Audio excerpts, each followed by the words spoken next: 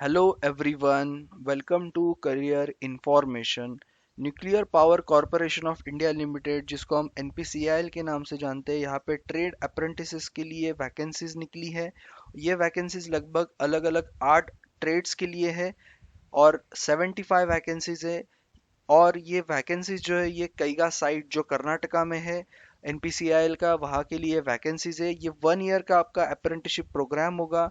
कितना स्टाइपेंड मिलेगा, क्या एलिजिबिलिटी क्राइटेरिया है, ये सारी चीज़ें आपको इस वीडियो में बताऊंगा। उसके बाद अप्लाई कैसे करना है, क्योंकि अलग थोड़ा प्रोसीजर इसका अप्लाई करने का।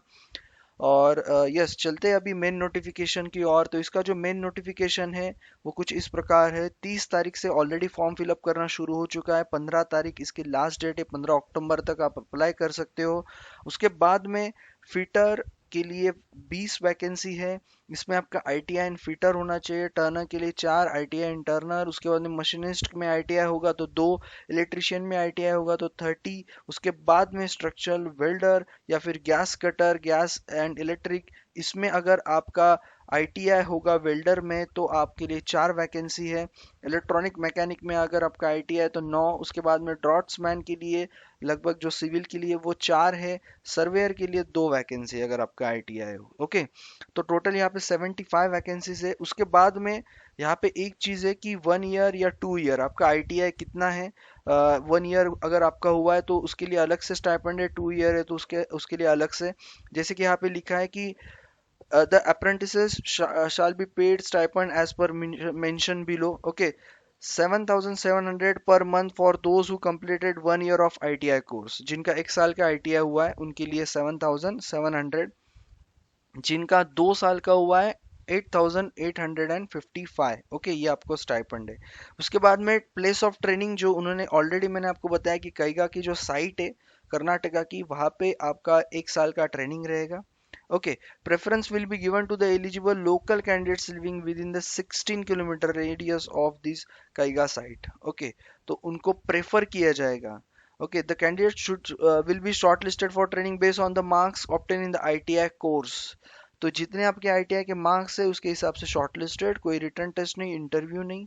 ओके, बाद में आपको जो भी मेडिकल एग्जामिनेशन वो भी होना है। यहाँ पे फिजिकल स्टैंडर्ड्स उन्होंने बताए, weight, height, okay, chest measurement, vision. तो ये सारी चीज़ें आप यहाँ पे चेक कर लो। ओके, उसके बाद में आपका जो एज है वो 14 ईयर से लेके 24 ईयर्स के बीच में होना चाहिए। ये भी इम्पोर्टेंट है। ओके, उसके बाद में आपका जो एंगेजमेंट जो भी ट्रेनिंग रहेगा वो जो अप्रेंटिस एक्ट 1961 या फिर अप्रेंटिसशिप रूल्स 1992 के तहत ही आपका ये सिलेक्शन प्रोसेस या जो भी ट्रेनिंग है वो होगा।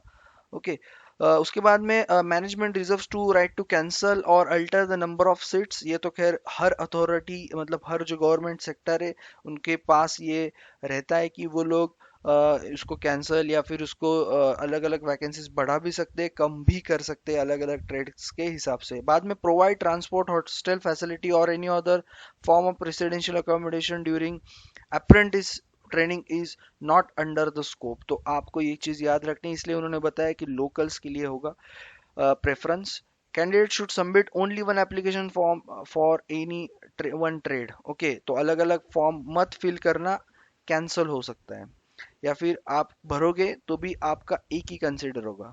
The application shall have no right to claim employment. अगर आपका जैसे बच्चे पूछते हैं कि 1 साल का होने के बाद क्या वो जॉब देंगे, क्या होगा, तो एम्प्लॉयमेंट का कोई भी गारंटी नहीं रहता है after completion.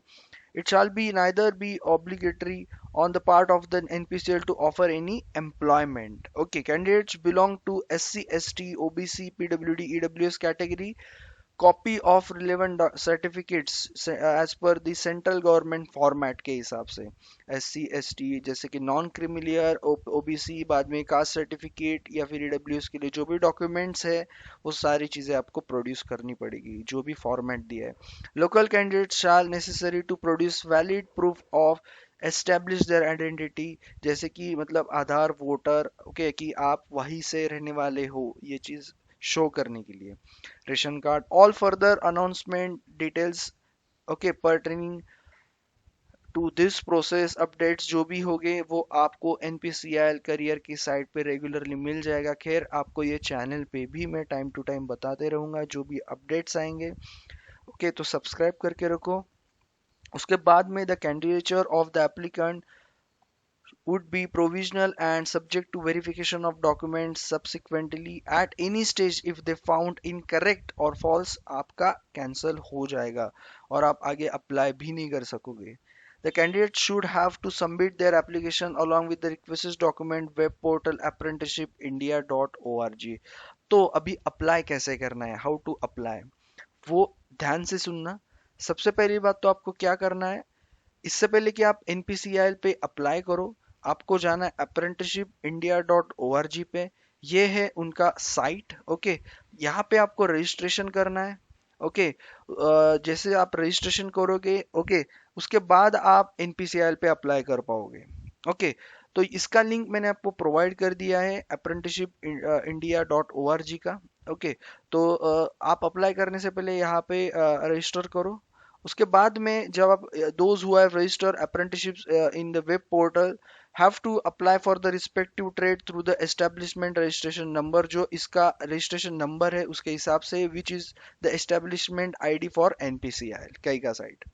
Kindly note that no direct application will be entertain. Directly अगर आप अप्लाई करोगे सीधा एनपीसीएल पे जाके तो आपका कैंडिडेचर कैंसिल हो जाएगा। आप अप्लाई किए भी तो वो कंसिडर नहीं किया जाएगा। सो बिफोर अप्लाइंग, ओके, आपको क्या करना है, apprenticeshipindia.org पे जाके आपको रजिस्टर करना है। और जब आपका रजिस्ट्रेशन हो जाएगा उसके बाद में आपको ये लिंक मैं प्रोवाइड करूंगा, नीचे ही है डिस्क्रिप्शन में। तीन लिंक प्रोवाइड किए मैंने, एक आपका मेन नोटिफिकेशन, दूसरा आपका apprenticeshipindia.org का जो लिंक है, और उसके बाद में जो आपकी मेन साइट है जहाँ से आपको एनपीसीएल के लिए अप्लाई करना है। तो पोस्ट अप्लाई डिसिप्लिन कैटेगरी आपको सिलेक्ट करनी है जो भी है। ओके, उसके बाद में आपका यहाँ पे शुरू हो जाएगा रजिस्ट्रेशन। ओके, ये है important update. Okay, so before applying एक चीज याद रखना कि आप एलिजिबल हो या सही से आपका एलिजिबिलिटी क्राइटेरिया है या नहीं। ओके, 15 तारीख तक फॉर्म भरना है। After register online candidates are advise to take the print out of the application form. Please note that physical copy of application not to be send to us. सिर्फ आपके पास रखो एक प्रूफ के लिए, क्योंकि जब आप शॉर्ट लिस्टेड हो जाओगे तब आपको वो लगेगा। So application only online, no any physical form should be entertained. Okay, in case of any ambiguity, dispute arising on account of interpretation in Hindi version, the English version shall be prevail all purposes. Okay, तो इस तरह से आपको form fill करना है। तो एक बार फिर से बता देता हूँ आपको फॉर्म फिल कैसे करना है। सबसे पहले इस पे रजिस्ट्रेशन करना है। उसके बाद में रजिस्ट्रेशन करने के बाद आपको एस्टेब्लिशमेंट नंबर ऑलरेडी उन्होंने प्रोवाइड कर दिया है नीचे में, तो वो देख के अच्छे से उसको आप अप्लाई करो। उसके बाद में आपको आना है एनपीसीएल की साइट पे, यहाँ पे आपको रजिस्ट्रेशन एंड लॉगिन और फाइनल अप्लाई करना है। और जो भी फॉर्म आपका लास्ट में आएगा उसको सेव करके रखो या फिर प्रिंट निकाल के रखो। तीनों लिंक प्रोवाइड कर दिए है मैंने step by step. Okay, description में, तो जाके चेक करो, अप्लाई करो जो भी एलिजिबल है। एंड यस, सब्सक्राइब करना मत भूलना। जो भी अपडेट आएंगे या फिर जो भी नए नोटिफिकेशंस आएंगे अलग अलग गवर्नमेंट प्राइवेट सेक्टर के या फिर technical non technical. So yes, thank you all and all the best.